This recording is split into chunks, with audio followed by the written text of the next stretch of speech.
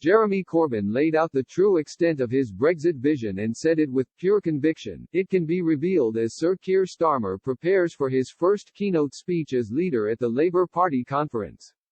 Sir Keir will make his first speech as Labour Party leader at conference today, as the party hosts Labour Connected, in light of the coronavirus pandemic. Ahead of it, he said, "We will not have anyone physically there and therefore it will all be done virtually. So this is a feature of my leadership of the Labour Party. I am yet to make a speech to an audience because of the restrictions that are in place. I hope it will be different by next year." Sir Keir is unlikely to allow Brexit to feature heavily in his address, as he has chosen instead to focus on the government's handling of the COVID-19 crisis.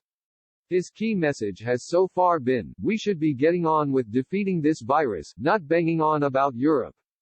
Get on with Brexit and defeat the virus. That should be the government's mantra." However, it was a different story when his predecessor, Mr. Corbyn, travelled to Wakefield on January 10, 2019, ahead of the first meaningful vote on Theresa May's Brexit deal. In it, Mr. Corbyn, who was often accused of remaining ambiguous on his personal Brexit position, laid out his remarkably frank analysis on the subject. In their new book, Left Out, Gabriel Pogrund and Patrick Maguire write, the aim was to set out why Labour would oppose it, Mrs. May's deal, in the Commons. He also took the opportunity to articulate Labour's own vision and dutifully rehearsed the policy agreed in Liverpool: a customs union, close relationship with the single market, EU rights and protections, and failing all of that, a public vote. Unusually, it also included an extended riff authored by Mr. Corbyn himself. Mr. Corbyn said, "I would put it like this, if you're living in Tottenham you may well have voted Remain.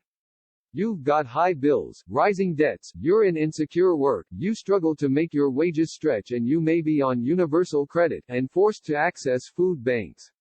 You're up against it. If you're living in Mansfield, you are more likely to have voted Leave. You've got high bills, rising debts, you're in insecure work, you struggle to make your wages stretch and you may be on universal credit, and forced to access food banks. You're up against it. But you're not against each other." Analyzing the speech, Mr. Pogrund and Mr. Maguire note, "This was pure Corbyn.